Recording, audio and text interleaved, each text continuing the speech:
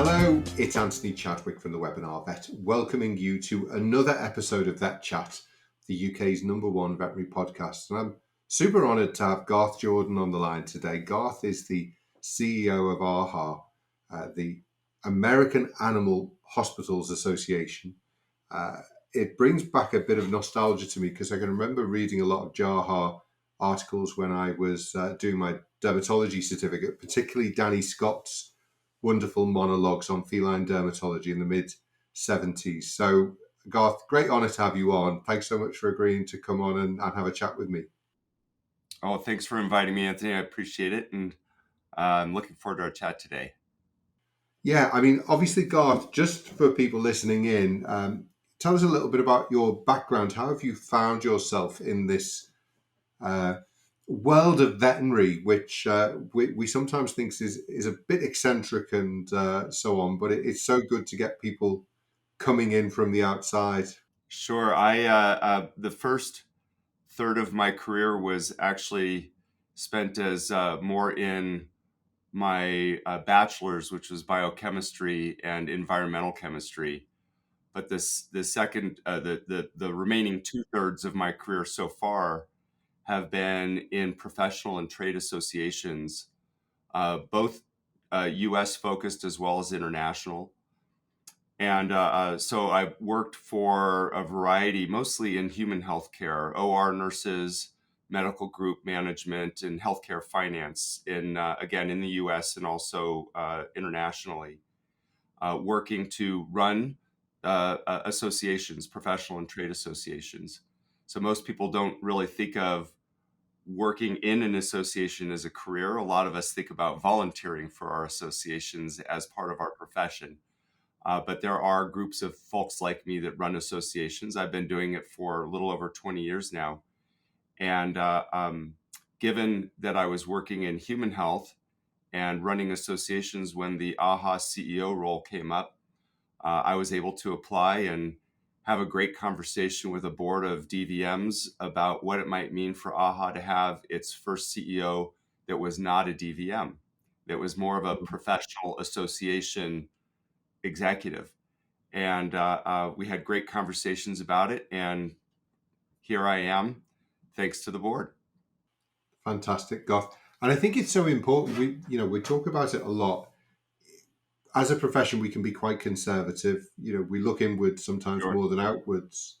And so actually bringing people in from the outside, I think, is a way that we can grow and develop. Because if we only look at what's happening in our own industry, we can miss lots of opportunities. My thing with Webinar Vet was basically because I went to an internet conference, saw somebody talking about webinars, and brought that back into the profession 14 years ago when nobody knew what a webinar was. So Right. it's so good that we look outwards and bring skilled people like yourself into the profession.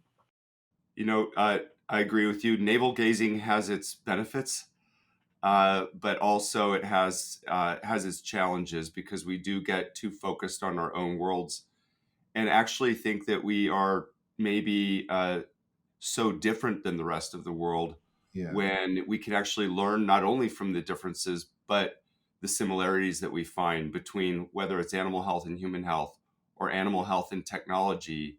They're all different kinds of industries that are facing similar challenges, like the one we'll be talking about today: retention, attrition, staffing, culture, etc. But I think it's great to bring a unique perspective into the world. I would say it's also got some challenges. I have a lot to learn still. I've been in this role for 3.5 years. I still have a lot to learn about veterinarians, the veterinary team, the culture, and as you pointed out, some of the uniqueness which obviously exists, but also where that uniqueness is a strength and where maybe it can get in the way or create a challenge for positive change. Garth, obviously we know about the journal. I think most vets internationally would know about JAHA as a journal, but what's the sort of association standing for? How does it differentiate itself in the American milieu? That's a good question. So when I started with AHA 3.5 years ago, we didn't really have a strategic plan per se. We had a mission, vision, kind of the traditional, several hundred word description about who we are and what we were about. And we went through a process. Some people call it design thinking, human centered design, interviewing and observing well over 100 of our members to try to understand deeply what they really needed from their association, AHA. And what we landed on was 8 words that really guides our work every day. And those 8 words are simplify the journey toward excellence for veterinary practices. The key in that is you don't hear the words member only. It's really excellence is kind of defined by each of us in our own way. There's no one defining that for us. It's a journey. It's not a destination. And the word simplify that we start that sentence with, it's important in today's world with the amount of time that we have, which feels like it's less and less every day. And it's important to simplify what we're doing every day when we're striving to serve our clients and serve our patients. So simple is not always easy, but we're doing our best to support people in their journey toward excellence by simplifying the way they bring content in, use it, and apply it in practice. We can, I think, often not deliberately, but complicate things. And I think simplification is always a good idea, isn't it? Yes, I'm a huge fan of the concept of simplification. I've actually studied it for a while. I know that maybe sound a little odd to people out in the audience, uh, um, but the concept of simple is very, very challenging. And the thing that strikes me about the concept of simplification is if you start with simple, you build a foundation that upon which you can build much more complex systems that are much more stable. If you start with Yeah. complexity, your foundation is a little bit more shaky and a little bit easier to find cracks or create Mm. challenges. Simplicity really creates a very stable foundation. No, it's a really good point. I talk a lot about it with my own team. And, if we're going to try, and sometimes it looks clever to make it more complicated, and certainly tech people sometimes will do that. But actually, if you make it so complicated that people can't navigate your site, then of course you kind of lose the whole point of why you're trying to do it. So, yeah, no, I think simplification is really important. And then obviously, one of the beauties of being a vet, I think, is the curriculum is so wide. We qualify as vets, and then really we can go off and to so many different pathways. We set our own curriculum once we qualify, which is it's not as formal as the medical profession, and I think there's a joy in that we have that ability to maybe be a bit more holistic and not have to specialize so much that we miss the wood for the trees. That's something that was new to me coming from human medicine, Anthony. I Yeah, think it's a very, I'm sure for a lot of DVMs in the world, it feels very natural, but outside, that's something that is truly unique, I think, to this particular ecosystem. It doesn't happen as easily in human medicine to be able to yeah, be that general practitioner that can actually go out and explore all of these different realms of what would in human medicine now be really confined specialties. yeah. No, it's really interesting, and I suppose it brings us on to the white paper that you're about to publish, which we've chatted about, before and on LinkedIn. You know, from my view as a veterinarian, we have one of the best jobs in the world. I've had a very satisfying career, obviously challenging at times, and yet we do have this attrition issue. And I know this work came about because almost when you came into AHA yourself, there was some issues with that you wanted to sort out, but then you came across the McKinsey report. So perhaps tell us a bit more around that background, please. Sure. You know, I'm a big sharer. Sometimes I share stories that are a little may seem that they're more private than or they should be more private than I make them. But when I started with AHA, we were really challenged. We are in some regard, a reflection of our own ecosystem. We are not a practice. We don't treat animals in our practice, but we obviously work with practices every day. Our staff is comprised of many credentialed veterinary technicians, DVMs, and other folks that have worked in veterinary medicine, particularly in small animal practice. When I joined AHA, we were experiencing uh, um, about 30% attrition of our staff every year over year. And when I joined, I didn't know that until after I joined. So I can thank the board for keeping that fact under wraps. Uh, uh, but what I noticed about that attrition issue was it was very, very difficult to create any kind of stability and or stable culture, which and trust within and among the staff. Which to me, trust and culture are very hand in hand. But a stable trust and a stable culture is really key to at least one key item for retention. So we dug in a little bit and tried to understand prior to our study, we tried to understand what was happening. And we found out that we were underpaying some people. So we rectified that. We found out that there were some trust issues. So we very purposefully started to work on that. We found out that there were some career development challenges. We weren't really giving people the opportunity to spread their wings. So we worked on that. And there's a longer story to it, but the short version is we gave about half of our staff the opportunity to redesign their roles, their department. They took it upon themselves to design and build, if you will, their core aspect of our organization, which is the process of accreditation. And as they started to build that and take ownership of it and realize that the leadership at AHA was confident in them and cared about them to give them that if you will responsibility and the authority over that responsibility, we went from 30% to less than 3% attrition over the last now about 18 months. That's a big deal. Mm. And while we're not a small animal practice, I think we're a fairly direct reflection of what was happening out in and what continues to be happening out in the world of those who we serve. It's always good to have a few surprises when you go into a new job, because otherwise it wouldn't be much of a challenge, would it, Garth?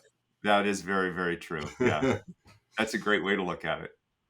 But that's amazing. And just listening to you, taking that attrition from 30 down to single figures, one of the things that um, came across there was, don't micromanage people, give them autonomy and give them the ability that they're probably better at their job than you would be. And I Sure. think it's then showing real appreciation to them. And I know that kind of leads into the report, which I think is a beautiful sort of title for it. Stay, please, the white paper. But perhaps just before you go into that, obviously the Great Attrition, did the Great Attrition paper from McKinsey come after you'd sorted your own problems out in AHA, or was this something that you were reading about and obviously getting excited about and using in your own association? That's a good question. I think we were well on our way towards solving our challenge, our particular Hmm. challenge. And I became aware of the Great Attrition paper. If folks want to look it up. It was published in July of 2022 by McKinsey. I came across that just a couple months after it was published. So this is now just over 2 years ago. Hmm. And luckily, when I read the paper, it corroborated, if you will, some of the work that we were doing internally. And I realized there were a couple of charts in that paper that, if people look at that and then look at our white paper, Stay Please, they will notice that we were inspired by the McKinsey research. And essentially, what we did was we took a handful of that research, um, and we reverse engineered it to develop our own research that basically took the brilliance and the simplicity of the McKinsey output and reverse engineered it so we could create the same output, perspective, and understanding of our ecosystem and the differences that we may have when it comes to the factors that create retention or avoid attrition, depending on how you want to look at it, in veterinary practices. So it was a great inspiring piece of research, Hmm. and I hope ours is the same for folks.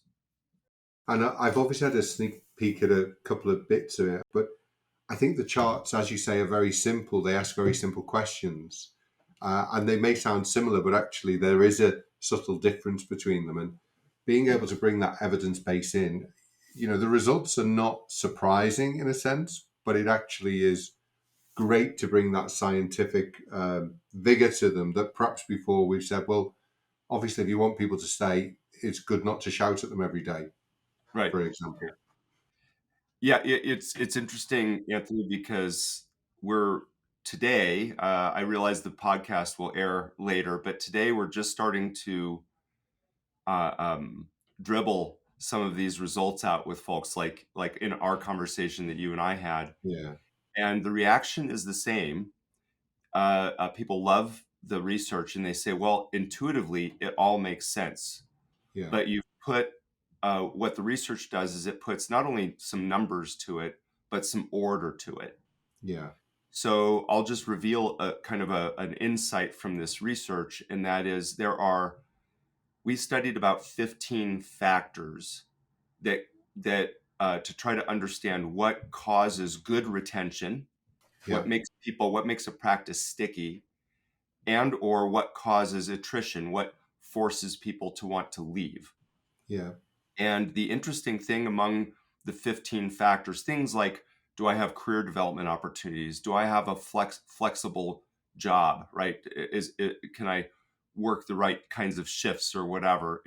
Am I paid well? Of course, compensation is a factor, one of 15 factors, not the only one.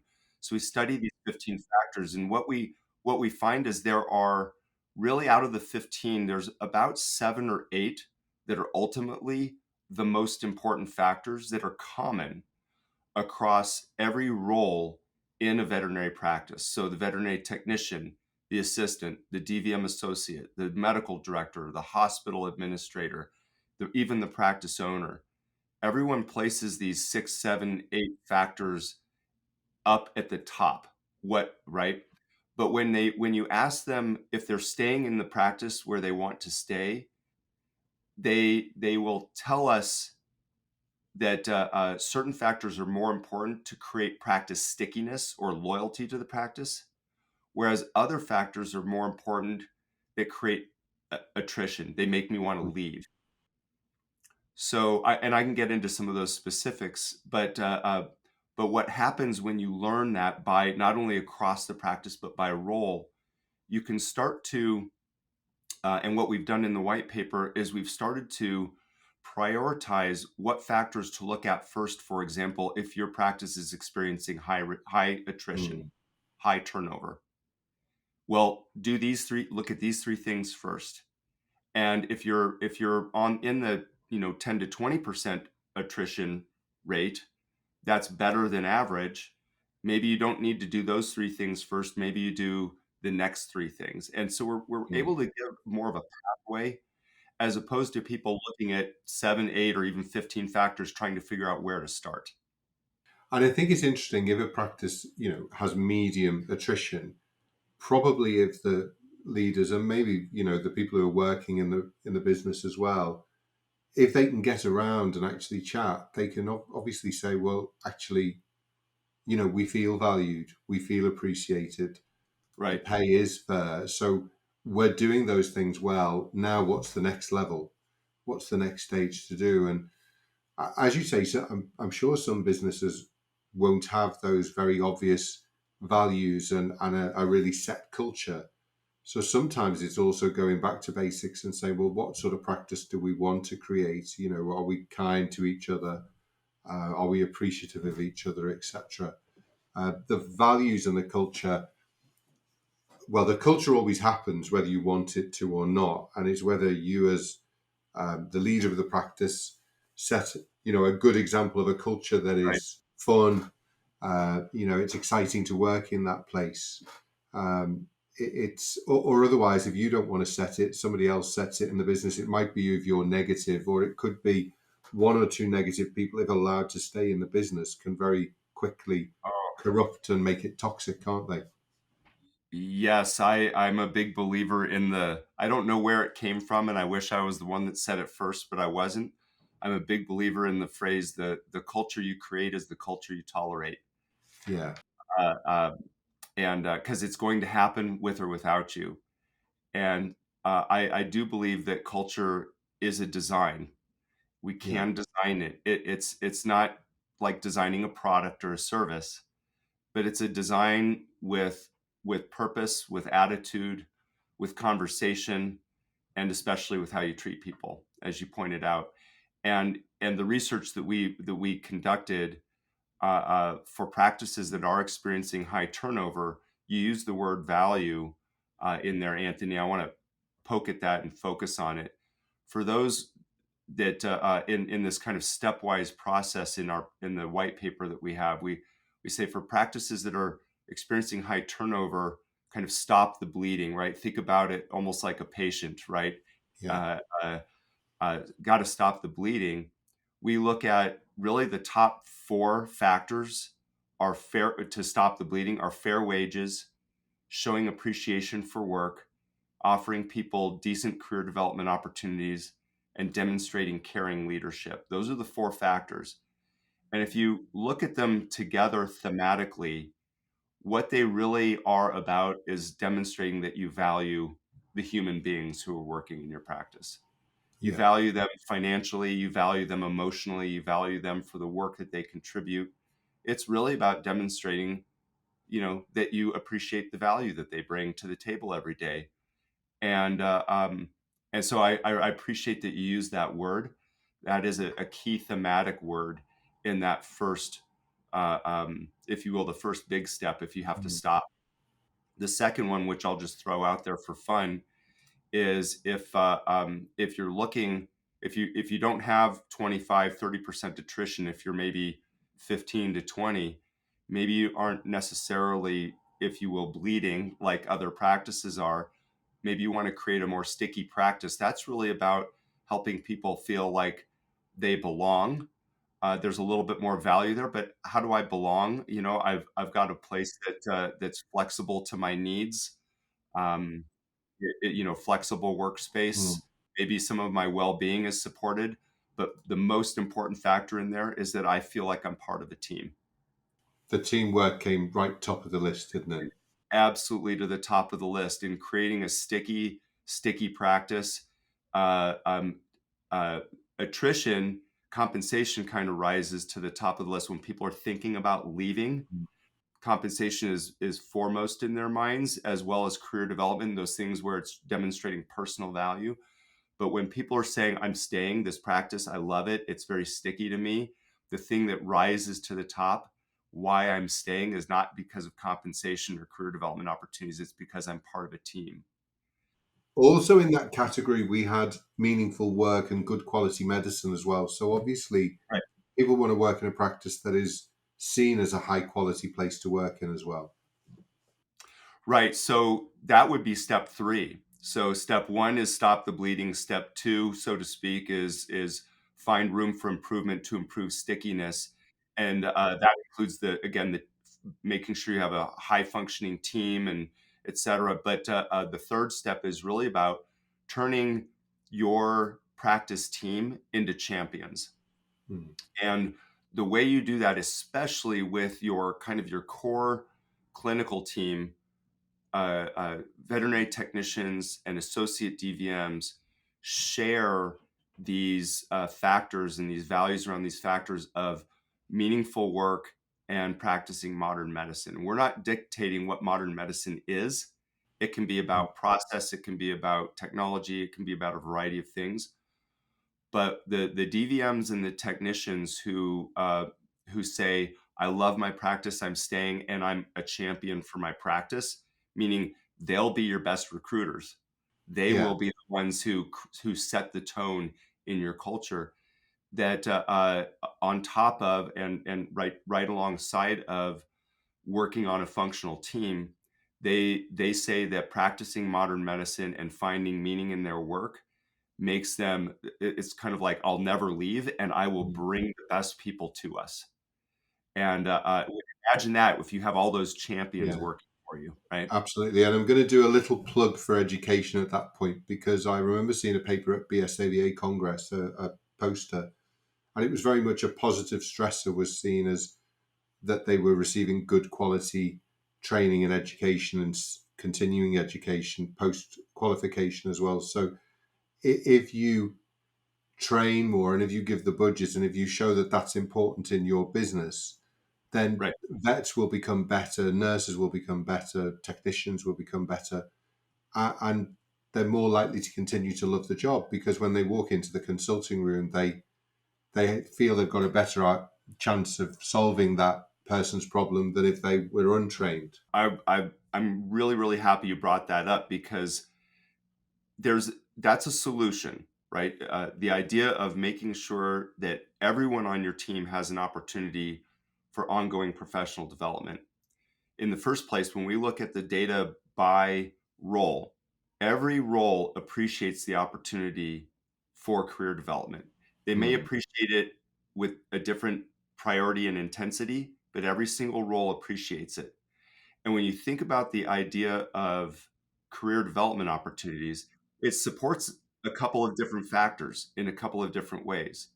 It supports the career development factor that's important to try to eliminate the things that cause attrition, right? It's clear because this is career development, we support it, et cetera. But it also supports that latter factor, practicing modern medicine. We're all getting the latest education. We're working together while we may or may not have the latest equipment.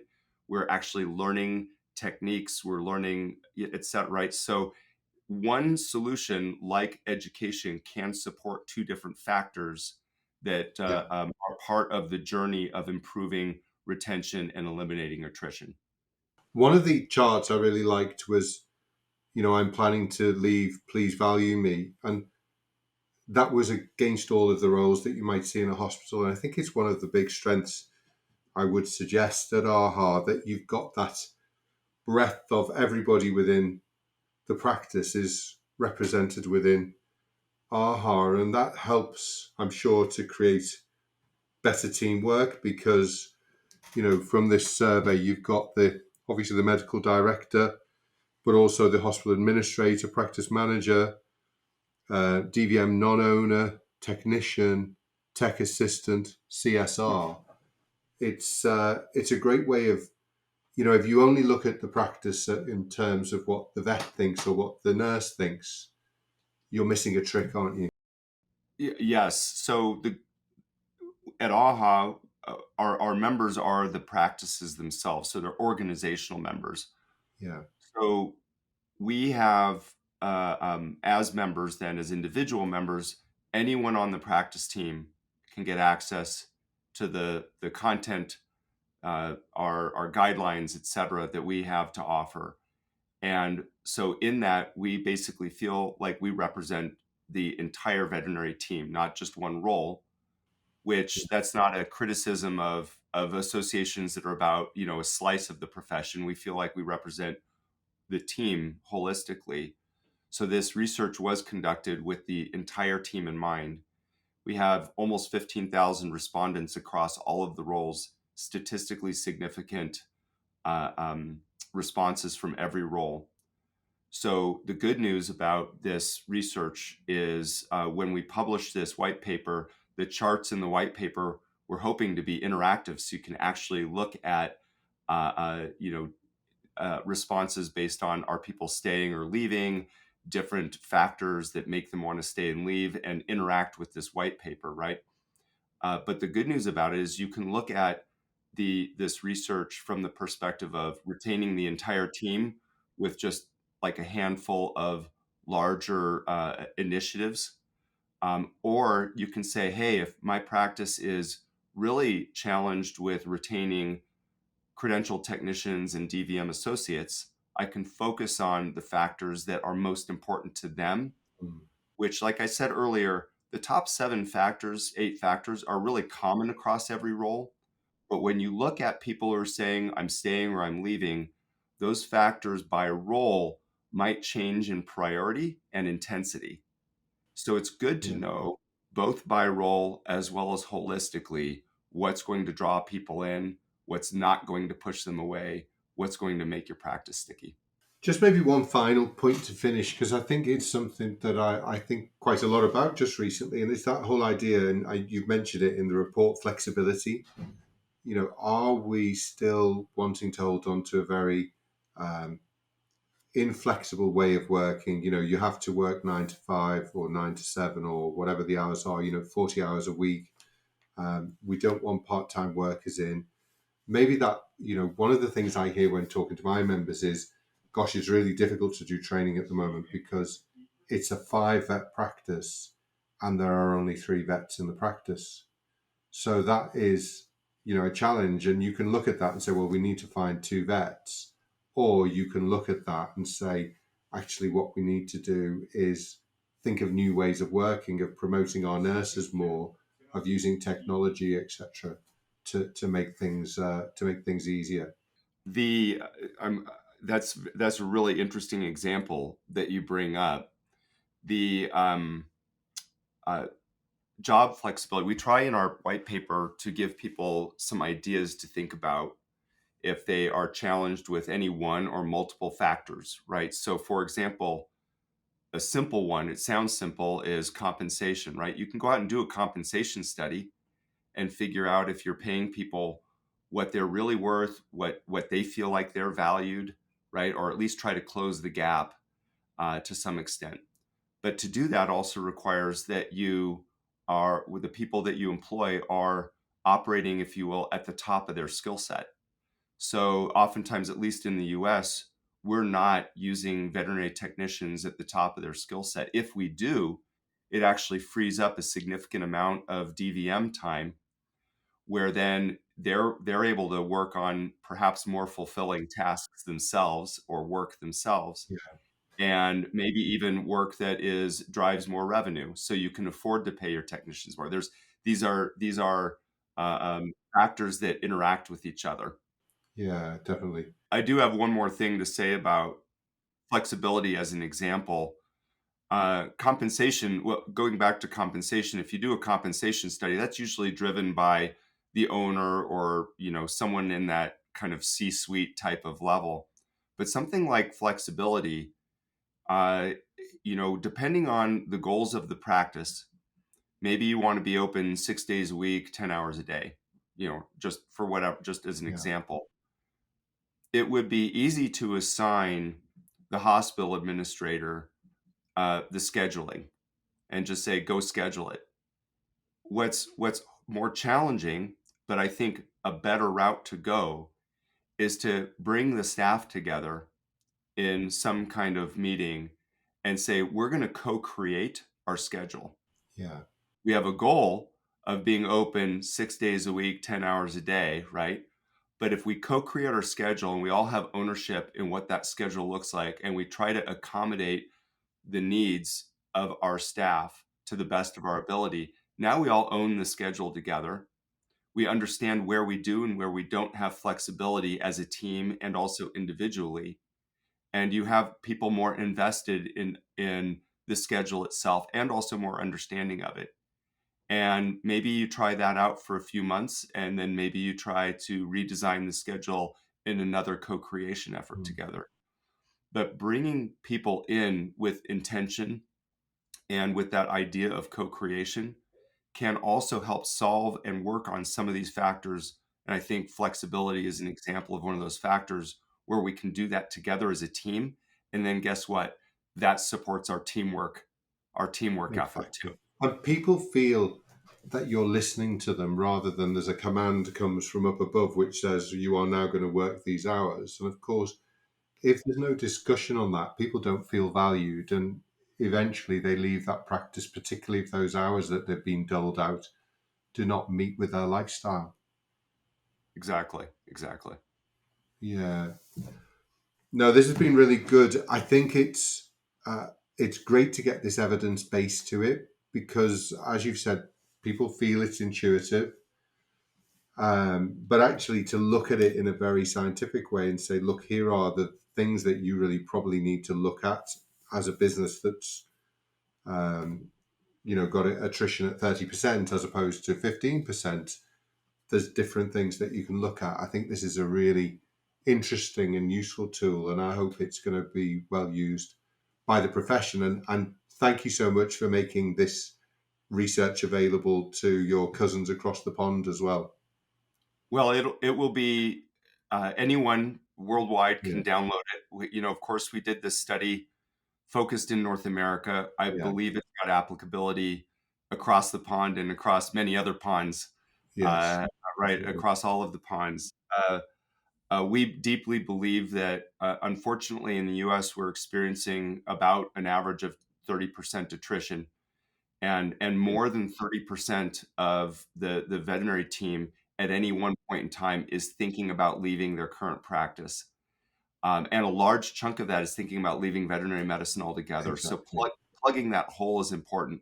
And we believe if we approach this holistically, not just at the individual practice level, but as an ecosystem, if we approach this holistically, we think we can get to 90% retention, which is really a bellwether mark when you see the best ecosystems, the best industries, the best companies, they're at 90% retention or better. Yeah. There's no reason we can't get there together. There's really no reason. And what happens then, of course, is that the practices that take this on board and are at 90% retention, and the other ones who decide not to look at it, in some ways, none of us deserve to work in a toxic environment, Right. in an environment that's just not working for whatever reason.